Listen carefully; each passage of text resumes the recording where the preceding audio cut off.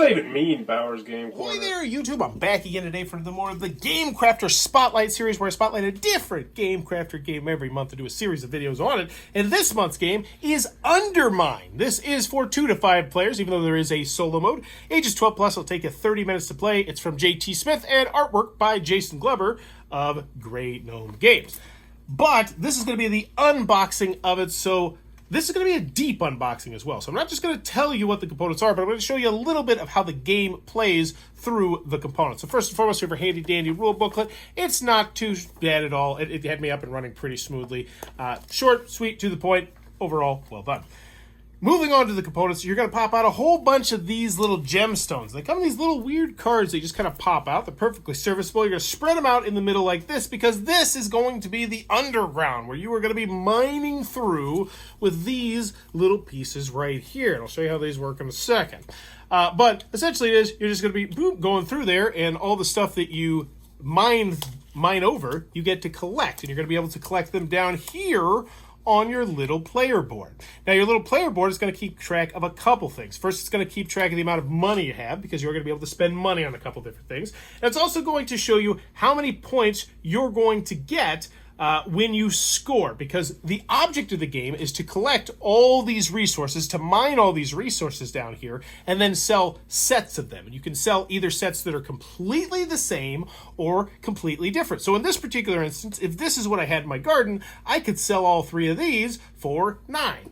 And everybody's going to be getting one of these and starting on a different side of the play area. So, moving on with the components, I'm also going to start with a wagon right here, and this is going to be something that I can also purchase more of. And they have a cost up here in the upper right-hand corner, and the more wagons you have, the bigger sets you're allowed to create. Because thematically how it works is, you would need this in order to sell 4 items, because each of these little rats or mice or whatever can only carry 2 items. So what I actually just did, which was I sold 3 of them, I couldn't have done unless, of course, I had 2 of these, and I, of course, would have to spend the money in order to buy them. But that's another component that you're going to be seeing in this game. Continuing on with another component you're going to see, you're going to have these little 100 money things, and this is a pretty simple one you're used to in most games. Pretty much, if you ever get to 100 money, you just take one of these, and then you mark yourself down on here, and so they're just pretty much for the bookkeeping aspect of it.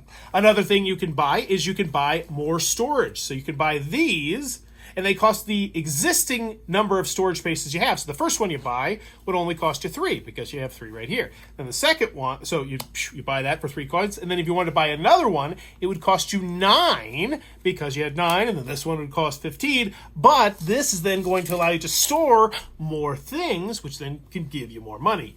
The only other real component things of note you need to talk about are these little cubes, which you'll use to kind of do some bookkeeping, and this, which is kind of like the first player card, because you're going to pass this around, but it's also a player reference, and it has the solo play rules on the back. So really great use of space right there. But that's what you're going to be getting inside of Undermine from the Gamecrafter, J.T. Smith, and Jason Glover. It looks like it might be your cup of tea. Be sure to check out that Gamecrafter link down below. They are fantastic if you ever want to make games, or if you ever want to try some games that were made by other people, which I guess would be all the games, because we still don't have the artificial intelligence to make games yet. I want to try those games. Those are going to be weird.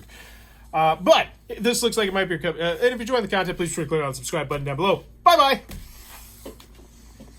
This video is brought to you by all of my amazing Patreon supporters, and I would love it if you would join their ranks and have your name immortalized in the end of many of my videos for the end of time. But consider for only $1 a month, and as always, thanks for stopping by.